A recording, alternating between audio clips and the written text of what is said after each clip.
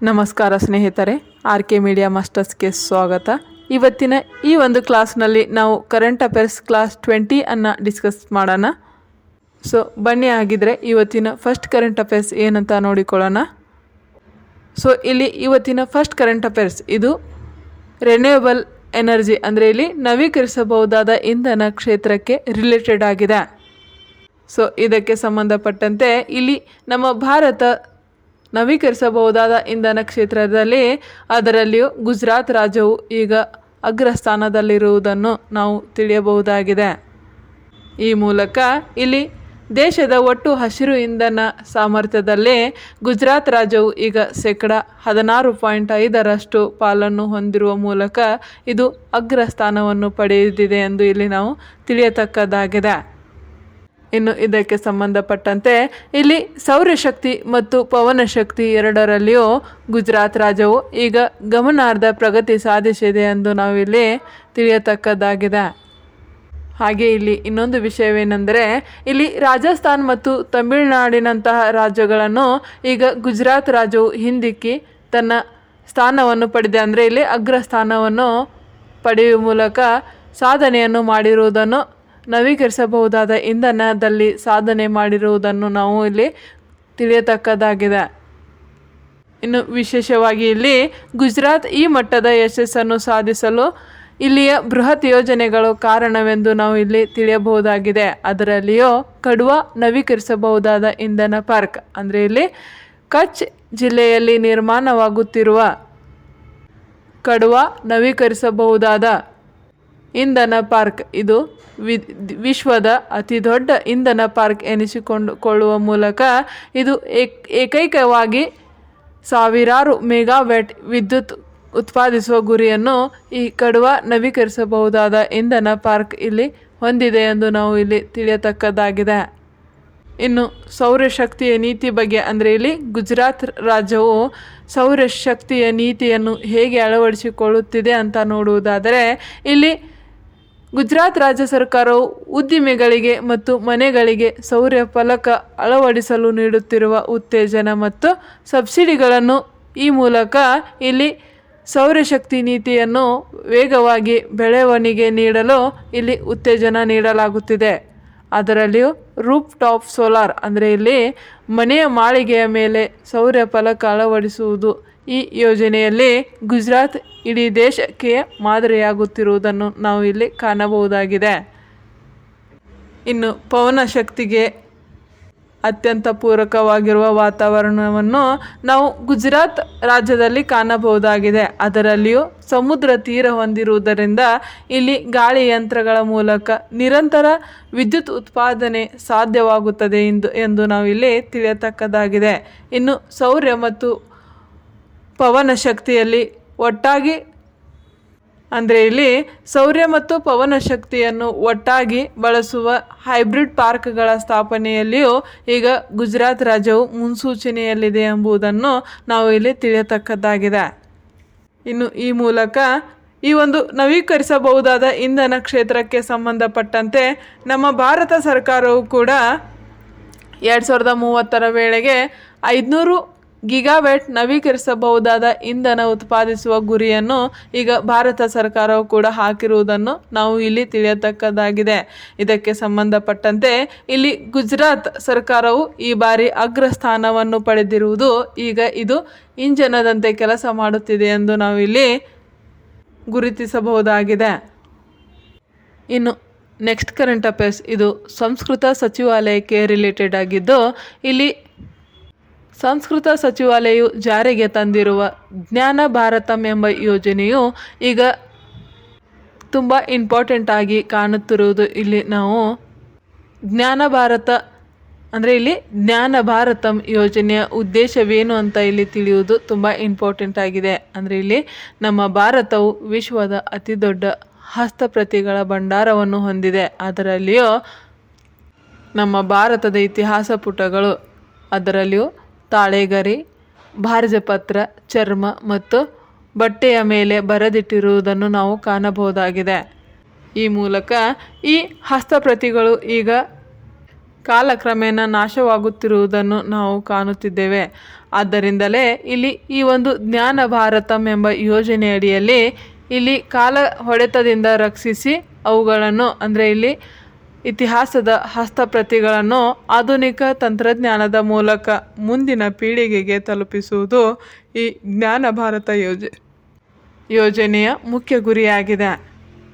ಇದಕ್ಕೆ ಸಂಬಂಧಪಟ್ಟಂತೆ ಕೇಂದ್ರ ಬಜೆಟ್ನಲ್ಲಿ ಘೋಷಿಸಲಾದ ಜ್ಞಾನ ಭಾರತಂ ಯೋಜನೆಯು ಈಗ ಭಾರತದ ಪ್ರಾಚೀನ ಹಸ್ತಪ್ರತಿಗಳನ್ನು ಸಂರಕ್ಷಿಸಲು ಮತ್ತು ಪುನರ್ಜೀವನಗೊಳಿಸಲು ನಮ್ಮ ಸರ್ಕಾರವು ಕೈಗೊಂಡಿರುವ ಒಂದು ಕಾರ್ಯವು ಇದು ಅತ್ಯಂತ ಮಹತ್ವವಾಗಿದೆ. ಅದರಲ್ಲಿಯೂ ರಾಷ್ಟ್ರೀಯ ಅಭಿಮಾನವನ್ನು ಈ ಜ್ಞಾನ ಭಾರತಂ ಎಂಬ ಯೋಜನೆಯ ಮೂಲಕ ರಾಷ್ಟ್ರೀಯ ಅಭಿಯಾನಕ್ಕೆ ಇಲ್ಲಿ ಉತ್ತೇಜನ ನೀಡುತ್ತಿದೆ.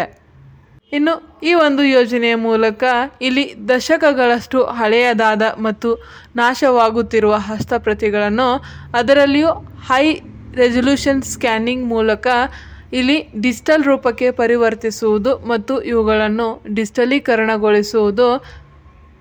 ಅಂದರೆ ಇಲ್ಲಿ ಹಳೆಯ ಹಸ್ತಪ್ರತಿಗಳನ್ನು ಅಂದರೆ ಹಸ್ತಪ್ರತಿ ಭಂಡಾರಗಳನ್ನು ಇಲ್ಲಿ ಡಿಜಿಟಲೀಕರಣ ಮಾಡುವುದು ಈ ಜ್ಞಾನ ಭಾರತಂ ಯೋಜನೆಯ ಮುಖ್ಯ ಉದ್ದೇಶವಾಗಿದೆ.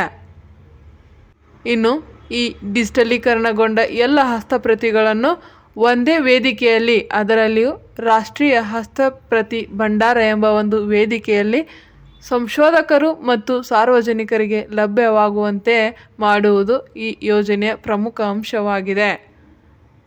ಇನ್ನು ಇದಕ್ಕೆ ಸಂಬಂಧಪಟ್ಟಂತೆ ಇಲ್ಲಿ ಸಂಸ್ಕೃತ, ಪಾಳಿ, ಪ್ರಾಕೃತಿ ಮತ್ತು ಇತರ ಹಳೆಯ ಭಾಷೆಗಳಲ್ಲಿರುವ ಜ್ಞಾನವನ್ನು ಈಗ ಆಧುನೀಕರಿಸುವ ಅಂದರೆ ಆಧುನಿಕ ಭಾಷೆಗಳಿಗೆ ಅನುವಾದಿಸಲಾಗುತ್ತದೆ. ಅದರಲ್ಲಿಯೂ ಇಲ್ಲಿ ವಿಜ್ಞಾನ, ವೈದ್ಯಕೀಯ, ಗಣಿತ ಮತ್ತು ತತ್ವಶಾಸ್ತ್ರದ ಒಂದು ವಿಷಯಗಳಿಗೆ ಹೆಚ್ಚಿನ ಒತ್ತನ್ನು ನೀಡುವ ಮೂಲಕ ಇಲ್ಲಿ ಈ ಭಾಷೆಗಳನ್ನು ಆಧುನಿಕ ಭಾಷೆಗಳಿಗೆ ಅನುವಾದಿಸುವುದು ಈ ಒಂದು ಯೋಜನೆಯ ಮುಖ್ಯ ಅಂಶವಾಗಿದೆ. ಇನ್ನು ಅಸ್ಪಷ್ಟವಾಗಿರುವ ಅಥವಾ ಅರ್ಧಕ್ಕೆ ಅಳಿಸಿ ಹೋಗಿರುವಂತಹ ಅಕ್ಷರಗಳನ್ನು ಇಲ್ಲಿ AI ಬಳಸುವ ಮೂಲಕ AI ತಂತ್ರಜ್ಞಾನವನ್ನು ಬಳಸಲಾಗುವ ಮೂಲಕ ಈ ಹಸ್ತಪ್ರತಿಗಳನ್ನು ಸಂರಕ್ಷಿಸುವ ಒಂದು ಕಾರ್ಯವನ್ನು ಈ ಯೋಜನೆಯಡಿ ಕೈಗೊಂಡಿರುವುದು ಇಲ್ಲಿ ಪ್ರಮುಖ ಅಂಶವಾಗಿದೆ. ಇನ್ನು ಈ ಮೂಲಕ ಇಲ್ಲಿ ಜ್ಞಾನ ಭಾರತಂ ಯೋಜನೆ ಇದು ಕೇವಲ ಹಳೆಯ ಕಾಗದಗಳನ್ನು ಉಳಿಸುವ ಕೆಲಸವಲ್ಲದೆ ಅಂದರೆ ಇಲ್ಲಿ ಈ ಜ್ಞಾನ ಭಾರತ ಯೋಜನೆಯ ಮೂಲಕ ಭಾರತವು ಈ ಹಿಂದಿನ ಇತಿಹಾಸದ ಎಲ್ಲ ಅತ್ಯಮೂಲ್ಯ ಜ್ಞಾನವನ್ನು ಮರೆಯುತ್ತಾ ಹೋಗುತ್ತಿದೆ. ಆದ್ದರಿಂದ ಆ ಒಂದು ಅತ್ಯಮೂಲ್ಯ ಜ್ಞಾನವನ್ನು ಸಂಪತ್ತನ್ನು ಮರೆಯಲು ಅಂದರೆ ಇಲ್ಲಿ ಮರೆಯದೆ ಮರುಪಡೆಯಲು ಈ ಒಂದು ಕಾರ್ಯವನ್ನು ಕೈಗೊಳ್ಳಲಾಗಿದೆ. ಹಾಗಾಗಿಯೇ ಇಲ್ಲಿ ಈ ಒಂದು ಜ್ಞಾನ ಭಾರತಂ ಎಂಬ ಒಂದು ಯೋಜನೆಯು ಇದು ಡಿಜಿಟಲ್ ಇಂಡಿಯಾ ಮತ್ತು ಸಾಂಸ್ಕೃತಿಕ ಭಾರತವನ್ನು ಜೋಡಿಸುವ ಕೊಂಡಿಯಾಗಿದೆ ಎಂದು ನಾವು ಇಲ್ಲಿ ತಿಳಿಯಬಹುದಾಗಿದೆ. ಇನ್ನು ನೆಕ್ಸ್ಟ್ ಕರೆಂಟ್ ಅಫೇರ್ಸ್, ಇದು ಪೆನ್ನಯ್ಯಾರ್ ನದಿ ನೀರು ಹಂಚಿಕೆ ವಿವಾದಕ್ಕೆ ರಿಲೇಟೆಡ್ ಆಗಿದ್ದು, ಇದು ಕರ್ನಾಟಕ ಮತ್ತು ತಮಿಳುನಾಡು ನಡುವಿನ ದಶಕಗಳ ಕಾಲದ ಪೆನ್ನಯ್ಯಾರ್ ನದಿ ನೀರಿನ ಹಂಚಿಕೆಯು ಈಗ ವಿವಾದಕ್ಕೆ ಸಂಬಂಧಪಟ್ಟಂತೆ ಇಲ್ಲಿ ಇದೇ ಫೆಬ್ರವರಿ 2, 2026ರಂದು ಸುಪ್ರೀಂ ಕೋರ್ಟ್ ಒಂದು ತೀರ್ಪನ್ನು ನೀಡಿದೆ. ಈ ತೀರ್ಪಿನಂತೆ ಇಲ್ಲಿ ವಿವಾದವನ್ನು ಬಗೆಹರಿಸಲು 1 ತಿಂಗಳ ಒಳಗಾಗಿ ಪ್ರತ್ಯೇಕ ನದಿ ನೀರಿನ ವಿವಾದ ನ್ಯಾಯಮಂಡಳಿಯೊಂದನ್ನು ಸ್ಥಾಪಿಸಲು ಇಲ್ಲಿ ಕೇಂದ್ರ ಸರ್ಕಾರಕ್ಕೆ ಸುಪ್ರೀಂ ಕೋರ್ಟ್ ಆದೇಶಿಸಿದೆ. ಈ ಮೂಲಕ ಇದಕ್ಕೆ ಸಂಬಂಧಪಟ್ಟಂತೆ ಅಂತಾರಾಜ್ಯ ನದಿ ನೀರು ವಿವಾದ ಕಾಯ್ದೆ 1956ರ ಅಡಿಯಲ್ಲಿ ತಕ್ಷಣ ನ್ಯಾಯಮಂಡಳಿ ರಚಿಸಲು ಇಲ್ಲಿ ಸುಪ್ರೀಂ ಕೋರ್ಟ್ ತಿಳಿಸಿದೆ. ಇನ್ನು ಈ ಒಂದು ನದಿ ವಿವಾದಕ್ಕೆ ಕಾರಣ ಏನು ಅಂತ ತಿಳಿಯುವುದಾದರೆ, ಇಲ್ಲಿ ಪೆನ್ನಯ್ಯಾರ್ ನದಿಯು ಇದು ಕರ್ನಾಟಕದ ನಂದಿ ಬೆಟ್ಟದಲ್ಲಿ ಹುಟ್ಟಿ ತಮಿಳುನಾಡಿನ ಮೂಲಕ ಹರಿದು ಬಂಗಾಳ ಕೊಲ್ಲಿಯನ್ನು ಸೇರುತ್ತದೆ.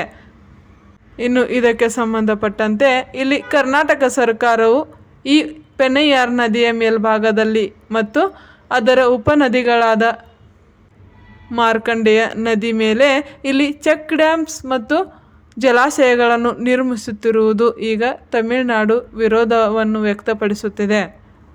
ಇಲ್ಲಿ ಕರ್ನಾಟಕವು ಕೋಲಾರ ಮತ್ತು ಬೆಂಗಳೂರು ಗ್ರಾಮಾಂತರ ಜಿಲ್ಲೆಗಳ ಕೆರೆಗಳಿಗೆ ನೀರು ತುಂಬಿಸಲು ಈ ಒಂದು ಪೆನೈಯಾರ್ ನದಿಗೆ ಕರ್ನಾಟಕ ಕೈಗೊಂಡಿರುವ ಯೋಜನೆಗಳಿಂದ ತಮಿಳುನಾಡಿನ ಕೆಳಭಾಗದ ಜಿಲ್ಲೆಗಳಿಗೆ, ಅದರಲ್ಲಿಯೂ ಕೃಷ್ಣಗಿರಿ, ಧರ್ಮಪುರ ಎಂಬ ಜಿಲ್ಲೆಗಳಿಗೆ ಈಗ ನೀರಿನ ಹರಿವು ಕಡಿಮೆಯಾಗುತ್ತಿದೆ ಎಂದು ಇಲ್ಲಿ ತಮಿಳುನಾಡು ವಿವಾದವನ್ನು ವ್ಯಕ್ತಪಡಿಸಿದೆ.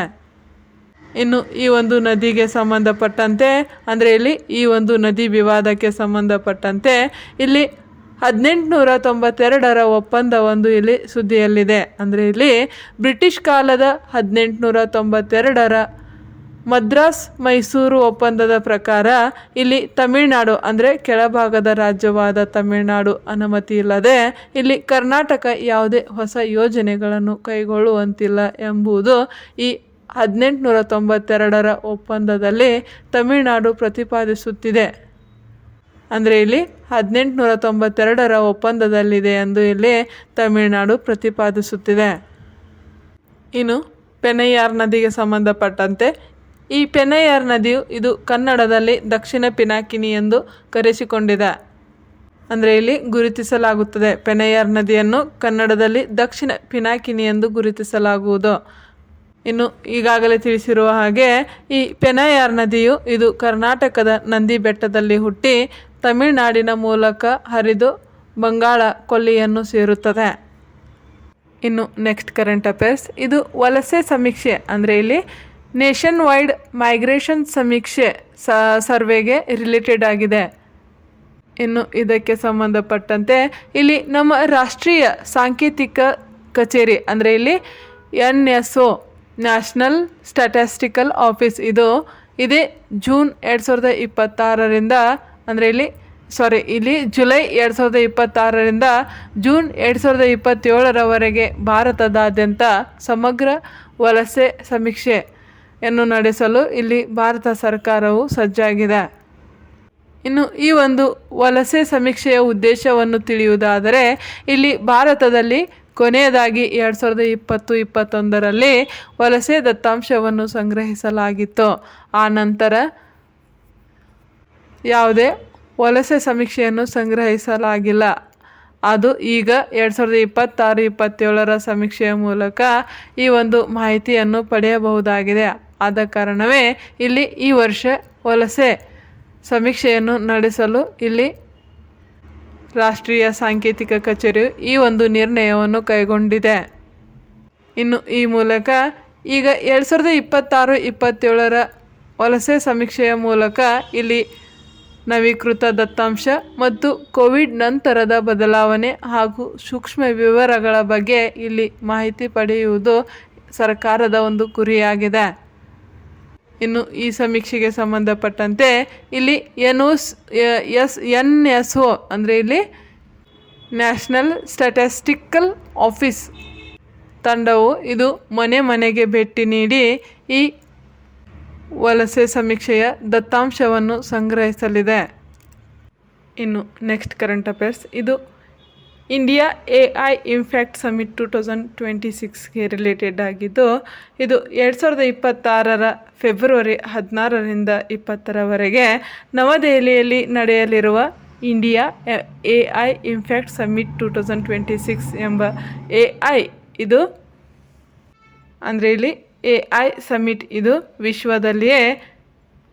ವಿಶ್ವದ ಅತಿ ದೊಡ್ಡ ಜಾಗತಿಕ ಸಮ್ಮೇಳನವಾಗಿ ಸಜ್ಜಾಗಿದೆ. ಇನ್ನು ಇದಕ್ಕೆ ಸಂಬಂಧಪಟ್ಟಂತೆ ಇಲ್ಲಿ ನಮ್ಮ ಭಾರತದಲ್ಲಿ ಜಾಗತಿಕ AI ಹಬ್ ಆಗಿ ರೂಪಿಸುವ ನಿಟ್ಟಿನಲ್ಲಿ ಈ ಒಂದು ಸಮಾವೇಶನವು ಅಂದರೆ ಇಲ್ಲಿ ಇಂಡಿಯಾ AI ಇಂಪ್ಯಾಕ್ಟ್ ಸಮಿಟ್ 2026 ಎಂಬ ಸಮಾವೇಶನವು ಇದು ಪ್ರಮುಖವಾಗಿ ಇಲ್ಲಿ ಎಲ್ಲರಿಗೂ AI ಎಂಬ ಪರಿಕಲ್ಪನೆಯೊಂದಿಗೆ ಅಂದರೆ ಇಲ್ಲಿ AI ಫಾರ್ ಆಲ್ ಎಂಬ ಪರಿಕಲ್ಪನೆಯೊಂದಿಗೆ ಈ ಸಮಿಟ್ ಆಯೋಜಿಸಲಾಗಿದೆ. ಈ ಮೂಲಕ ಇಲ್ಲಿ AI ಎಂಬುದು ಇದು ಕೇವಲ ತಂತ್ರಜ್ಞಾನಕ್ಕೆ ಸೀಮಿತವಾಗದೆ ಇದು ಸಾಮಾನ್ಯ ಜನರ ಜೀವನ, ಕೃಷಿ, ಆರೋಗ್ಯ ಮತ್ತು ಶಿಕ್ಷಣದ ಮೇಲೂ ಯಾವ ರೀತಿ ಪಾಸಿಟಿವ್ ಪ್ರಭಾವ ಅಂದರೆ ಇಲ್ಲಿ ಸಕಾರಾತ್ಮಕ ಪ್ರಭಾವ ಬೀರಲಿದೆ ಎಂಬುದನ್ನು ಇಲ್ಲಿ ಈ ಒಂದು ಸಮಿಟ್ ಮೂಲಕ ಜಗತ್ತಿಗೆ ತೋರಿಸುವುದು ಇದರ ಮುಖ್ಯ ಗುರಿಯಾಗಿದೆ. ಇನ್ನು ಈ ಮೂಲಕ ಈ ಒಂದು ಸಮಿಟ್ನ ಇಂಪಾರ್ಟೆಂಟ್ ಕಾನ್ಸೆಪ್ಟ್ಗಳನ್ನು ತಿಳಿಯುವುದಾದರೆ ಇಲ್ಲಿ ಓಪನ್ AI, ಗೂಗಲ್, ಮೈಕ್ರೋಸಾಫ್ಟ್ ಮತ್ತು ಅಡ್ವಿನಿಯಾದಂತಹ ಜಾಗತಿಕ ತಂತ್ರಜ್ಞಾನದ ಕಂಪನಿಗಳು ಇಲ್ಲಿ ಆ ಒಂದು ಕಂಪನಿಗಳ CEOಗಳು ಮತ್ತು ವಿಶ್ವದ ಪ್ರಮುಖ AI ಸಂಶೋಧಕರು ಈ ಒಂದು ಸಮಿಟ್ನಲ್ಲಿ ಭಾಗವಹಿಸಲಿದ್ದಾರೆ. ಇನ್ನು ಇಲ್ಲಿ ಮತ್ತೊಂದು ವಿಶೇಷವೇನೆಂದರೆ ಇಲ್ಲಿ ಭಾರತದ 100 AI ಸ್ಟಾರ್ಟಪ್ಗಳು ತಮ್ಮ ಆವಿಷ್ಕಾರಗಳನ್ನು ಇಲ್ಲಿ ಜಾಗತಿಕ ವೇದಿಕೆಯಲ್ಲಿ ಪ್ರದರ್ಶಿಸಲು ಇದು ಒಂದು ದೊಡ್ಡ ಅವಕಾಶ ನೀಡಲಿದೆ ಎಂದು ಇಲ್ಲಿ ನಿರೂಪಿಸಲಾಗಿದೆ. ಇನ್ನು ಇಲ್ಲಿ AIಗೆ ಸಂಬಂಧಪಟ್ಟಂತೆ AI ಸುರಕ್ಷತೆ ಮತ್ತು ನೈತಿಕತೆ ಹಾಗೂ ನಿಯಂತ್ರಣಕ್ಕೆ ಸಂಬಂಧಪಟ್ಟಂತೆ ಇಲ್ಲಿ ಅಂತಾರಾಷ್ಟ್ರೀಯ ಮಾರ್ಗಸೂಚಿಗಳನ್ನು ಇಲ್ಲಿ ಸಿದ್ಧಪಡಿಸಲು ವಿವಿಧ ದೇಶಗಳ ಮಂತ್ರಿಗಳು ಕೂಡ ಇಲ್ಲಿ ಚರ್ಚೆ ನಡೆಸಲಿದ್ದಾರೆ ಎಂದು ಈ ಸಮಿಟ್ನಲ್ಲಿ AI ಎಂಬುದು ಇಲ್ಲಿ ಅತಿ ವೇಗವಾಗಿ ಬೆಳೆಯುತ್ತಿರುವುದನ್ನು ನಾವು ಈ ಸಮಿಟ್ನಲ್ಲಿ ಕಾಣಬಹುದು. ಇನ್ನು ಇಲ್ಲಿ ಈ ಒಂದು 5 ದಿನಗಳ ಸಮಾವೇಶನದಲ್ಲಿ ಮುಖ್ಯವಾಗಿ ಅದರಲ್ಲಿಯೂ ಆರೋಗ್ಯ ಕ್ಷೇತ್ರದಲ್ಲಿ AI ಬಳಸುವಿಕೆ ಮತ್ತು ಕೃಷಿಯಲ್ಲಿ AI ಬಳಸುವಿಕೆ, ಅದರಲ್ಲಿಯೂ ಭಾಷಾ ಅಡೆತಡೆಗಳ ನಿವಾರಣೆಗಾಗಿ AI ಬಳಸುವಿಕೆ ಮತ್ತು ಸೈಬರ್ ಭದ್ರತೆಗಾಗಿ ಬಳಸುವ AI ವಿಷಯಗಳ ಮೇಲೆ ಇಲ್ಲಿ ಹೆಚ್ಚಿನ ಗಮನ ಹರಿಸಲಾಗಿದೆ. ಇನ್ನು ನೆಕ್ಸ್ಟ್ ಕರೆಂಟ್ ಅಫೇರ್ಸ್, ಇದು ವಿಜ್ಞಾನ ಮತ್ತು ತಂತ್ರಜ್ಞಾನದ ಇಲಾಖೆಗೆ ರಿಲೇಟೆಡ್ ಆಗಿದ್ದು ಇದು ಭಾರತ ಸರ್ಕಾರದ ವಿಜ್ಞಾನ ಮತ್ತು ತಂತ್ರಜ್ಞಾನ ಇಲಾಖೆಯ ವಿಜ್ಞಾನಿಗಳು ಇಲ್ಲಿ ಸೌರಶಕ್ತಿಯನ್ನು ಬಳಸಿಕೊಂಡು ಸ್ವಯಂ ಚಾರ್ಜ್ ಆಗಬಲ್ಲ ಒಂದು ಫೋಟೋ ರಿಚಾರ್ಜಬಲ್ ಸೂಪರ್ ಕೆಪಾಸಿಟರ್ ಎಂಬ ಒಂದು ಹೊಸ ತಂತ್ರಜ್ಞಾನವನ್ನು ಅಭಿವೃದ್ಧಿಪಡಿಸಿದ್ದಾರೆ. ಈ ಮೂಲಕ ಇದು ಇಂಧನ ಕ್ಷೇತ್ರದಲ್ಲಿ ಒಂದು ದೊಡ್ಡ ಸಾಧನೆ ಮಾಡಿರುವುದನ್ನು ನಾವು ಇಲ್ಲಿ ಕಾಣಬಹುದಾಗಿದೆ. ಇನ್ನು ಇದರ ವಿಶೇಷತೆ ಬಗ್ಗೆ ತಿಳಿಯುವುದಾದರೆ ಇದು ಸಾಮಾನ್ಯವಾಗಿ ನಾವು ಸೌರಶಕ್ತಿಯನ್ನು ಬಳಸಲು 2 ಪ್ರತ್ಯೇಕ ಸಾಧನಗಳನ್ನು ಬಳಸುತ್ತೇವೆ. ಆದರೆ ಇಲ್ಲಿ ಸೌರಶಕ್ತಿ ಪಡೆಯಲು ಸೋಲಾರ್ ಸೆಲ್ ಮತ್ತು ಅದನ್ನು ಶೇಖರಿಸಲು ಬ್ಯಾಟರಿ. ಆದರೆ ಈ ಒಂದು ಸಾಧನೆ ವಿಜ್ಞಾನಿಗಳು ಅಭಿವೃದ್ಧಿಪಡಿಸಿರುವ ಈ ಒಂದು ಫೋಟೋ ರಿಚಾರ್ಜಬಲ್ ಸೂಪರ್ ಕೆಪಾಸಿಟರ್ ಇದು ಏಕ ಘಟಕ ಸಿಂಗಲ್ ಯೂನಿಟ್ ಮತ್ತು ಫೋಟೋ ರಿಚಾರ್ಜಬಲ್ ಎಂಬ ಒಂದು ಸಾಧನಗಳ ಮೇಲೆ ಇಲ್ಲಿ ಬಳಸಲಾಗುತ್ತದೆ. ಇಲ್ಲಿ ಸಿಂಗಲ್ ಯೂನಿಟ್ ಇದು ಶಕ್ತಿಯನ್ನು ಹೀರಿಕೊಳ್ಳಲು ಮತ್ತು ಸಂಗ್ರಹಿಸಲು ಇವು 2 ಕೆಲಸಗಳನ್ನು ಒಂದೇ ಸಾಧನದೊಳಗೆ ಮಾಡುತ್ತವೆ. ಈ ಮೂಲಕ ಇದು ಏಕ ಘಟಕ ಸಿಂಗಲ್ ಯೂನಿಟ್ ಆಗಿ ಇದು ವಿದ್ಯುತ್ತನ್ನು ಸಂಗ್ರಹಿಸಿಕೊಳ್ಳುತ್ತದೆ. ಅದೇ ರೀತಿ ಇಲ್ಲಿ ಫೋಟೋ ರಿಚಾರ್ಜಬಲ್ ಇದು ಹೊರಗಿನಿಂದ ವಿದ್ಯುತ್ ಪ್ಲಗ್ ಮಾಡುವ ಅಗತ್ಯವಿಲ್ಲ. ಬದಲಿಗೆ ಇದು ಸೂರ್ಯನ ಬೆಳಕಿಗೆ ಇಟ್ಟರೆ ಸಾಕು, ಅದು ತನ್ನನ್ನು ತಾನೇ ಚಾರ್ಜ್ ಮಾಡಿಕೊಳ್ಳುತ್ತದೆ. ಈ ಮೂಲಕ ಇದರ ವಿಶಿಷ್ಟತೆಯ ಬಗ್ಗೆ ನಾವು ಇಲ್ಲಿ ತಿಳಿಯುವುದಾದರೆ ಇದು ವಿಜ್ಞಾನಿಗಳು ಇದರಲ್ಲಿ ಟೈಟಾನಿಯಂ ಡೈಆಕ್ಸೈಡ್ ಅಥವಾ ಸುಧಾರಿತ 2D ಎಂಬ ಮೆಟೀರಿಯಲ್ಗಳನ್ನು ಇಲ್ಲಿ ಬಳಸಿದ್ದಾರೆ. ಹಾಗಾಗಿಯೇ ಇವು ಬೆಳಕನ್ನು ಕಂಡ ತಕ್ಷಣವೇ ಎಲೆಕ್ಟ್ರಾನಿಕ್ಗಳನ್ನು ಬಿಡುಗಡೆ ಮಾಡುತ್ತವೆ. ಹೀಗಾಗಿ ಈ ಎಲೆಕ್ಟ್ರಾನ್ಗಳು ನೇರವಾಗಿ ಸೂಪರ್ ಕೆಪಾಸಿಟರ್ನ ಒಂದು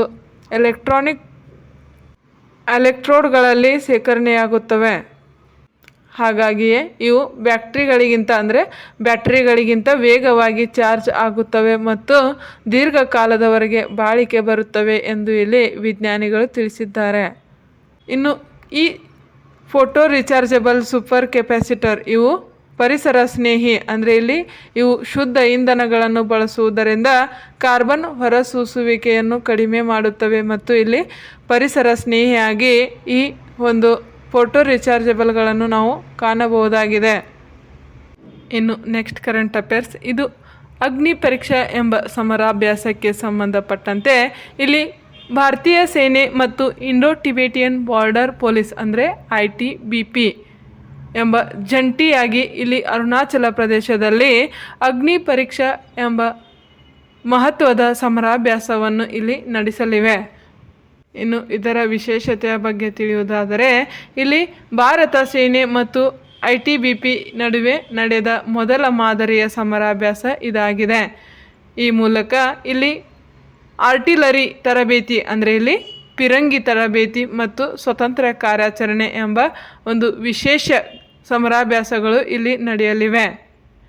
ಇನ್ನು ಇದಕ್ಕೆ ಸಂಬಂಧಪಟ್ಟಂತೆ ಇಲ್ಲಿ ಅರುಣಾಚಲ ಪ್ರದೇಶದ ಪೂರ್ವ ಶಿಯಾಂಗ್ ಎಂಬ ಜಿಲ್ಲೆಯಲ್ಲಿ, ಅದರಲ್ಲಿಯೂ ಸಿಗಾರ್ ಎಂಬಲ್ಲಿ ಮತ್ತು ತೇಜ್ ಭಾಗಗಳಲ್ಲಿ ಈ ಒಂದು ಸಮರಾಭ್ಯಾಸ ವ್ಯಾಯಾಮ ನಡೆಯಲಿದೆ.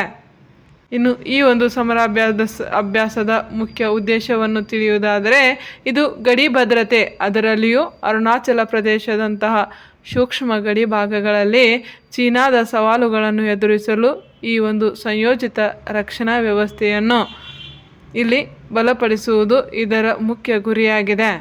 ಅದರಲ್ಲಿಯೂ ಈ ಒಂದು ಇಂಟಿಗ್ರೇಟೆಡ್ ಡಿಫೆನ್ಸ್ನ ಮುಖ್ಯ ಉದ್ದೇಶ ಕೂಡ ಆಗಿದೆ. ಈ ಮೂಲಕ ಇಲ್ಲಿ ಅಗ್ನಿ ಪರೀಕ್ಷಾ ಎಂಬ ಸಮರಾಭ್ಯಾಸವನ್ನು ಅರುಣಾಚಲ ಪ್ರದೇಶದ ಭಾಗದಲ್ಲಿ, ಅದರಲ್ಲಿಯೂ ಭಾರತೀಯ ಸೇನೆ ಮತ್ತು ITBP ಎಂಬ ಜಂಟಿಯಾಗಿ ಈ ಒಂದು ಸಮರಾಭ್ಯಾಸವನ್ನು ನಡೆಸಲಿವೆ.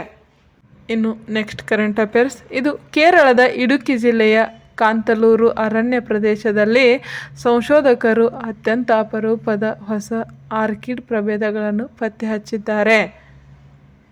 ಇನ್ನು ಈ ಹೊಸ ಆರ್ಕಿಡ್ ಪ್ರಭೇದವು ಇದು ಡಿಪ್ಲೊಮ್ಜೆಂಟ್ರಮ್ ಎಂಬ ಜಾತಿಗೆ ಸೇರಿದ್ದಾಗಿದೆ.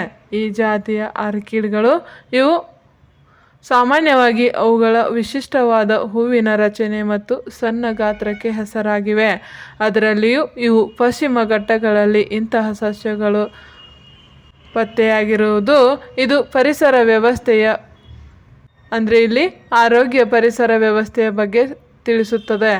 ಇನ್ನು ಈ ಒಂದು ಹೊಸ ಆರ್ಕಿಡ್ಗಳು ಇವು ಡಿಪ್ಲೊಮ್ಜೆಂಟ್ರಮ್ ಎಂಬ ಪ್ರಭೇದಕ್ಕೆ ಸೇರಿವೆ ಅಂತ ಇಲ್ಲಿ ನಾವು ತಿಳಿಯುವುದು ಇಂಪಾರ್ಟೆಂಟ್ ಆಗಿದೆ.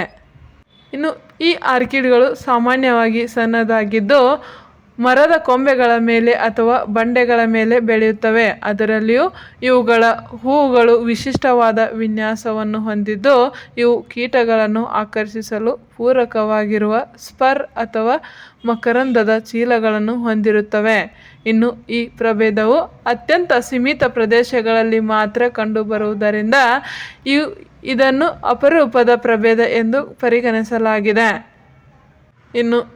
ಇನ್ನೊಂದು ವಿಶೇಷತೆ ಅಂದರೆ ಇಲ್ಲಿ ಆರ್ಕಿಡ್ಗಳನ್ನು ಇಲ್ಲಿ ಪರಿಸರದ ಆರೋಗ್ಯದ ಸೂಚಕಗಳು ಎಂದು ಇಲ್ಲಿ ಗುರುತಿಸಲಾಗಿದೆ.